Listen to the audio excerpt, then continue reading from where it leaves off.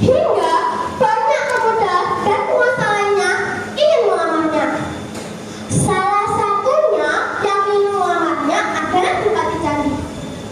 Batara Putra tidak senang akan lamaran Bupati Candi karena watak Bupati Candi yang arogan, kasar dan mudah marah sebagai pemimpin.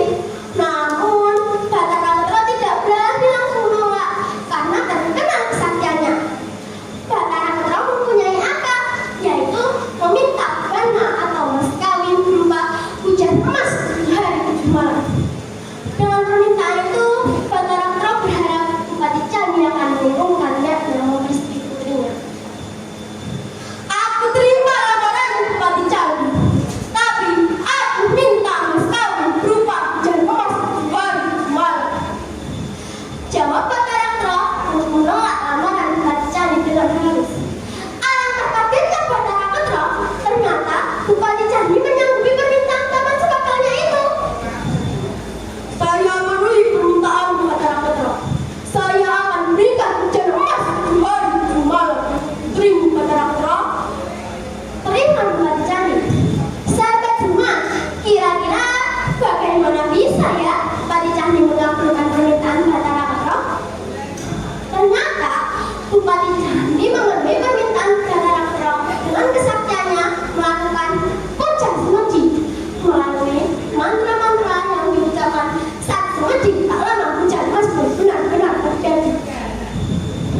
Wahai penguasa alam, datanglah, datanglah, datanglah.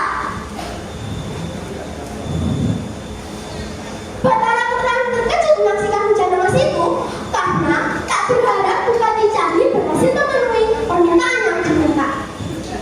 Batara Putra pun mulai bermusyawarah dengan orang-orang kepercayaannya untuk mencari cara bagaimana menghentikan hujan emas itu. Bagaimanapun hujan emas ini harus berhenti. Aku tidak mau putriku menikah dengan Bupati Candi yang memiliki watak tidak baik, ucap Batara Putra.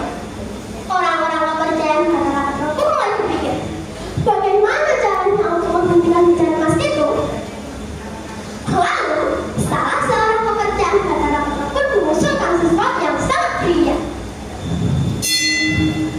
Wahai Batara Putra, bagaimana kalau kita membunyikan gamelan di dekat Bupati Candi bersemadi? Siapa tahu dengan keramaian itu semadi Bupati Candi akan diganggu. Wah, ini yang bagus tuh. Mari kita membunyikan gamelan di dekat Bupati Candi bersemadi.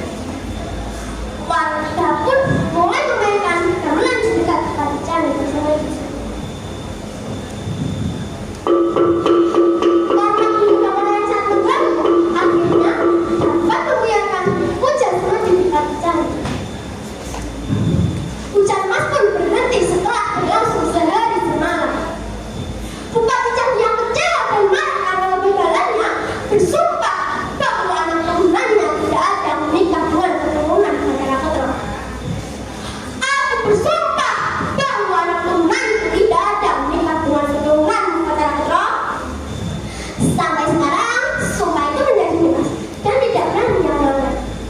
Oleh karena itulah, dari desa Candi atau tempat tinggal Bupati Candi dulu dan orang-orang dari Dukung Dengengan atau tempat tinggal Putri Batara Putra tidak ada besanan atau menikah. Nah, dari wilayah inilah sampai sekarang yang dinamakan Desa Putra. Sahabat dan berbahagia, kira-kira ada yang tahu tidak apa yang dapat kita ambil dari cerita tadi?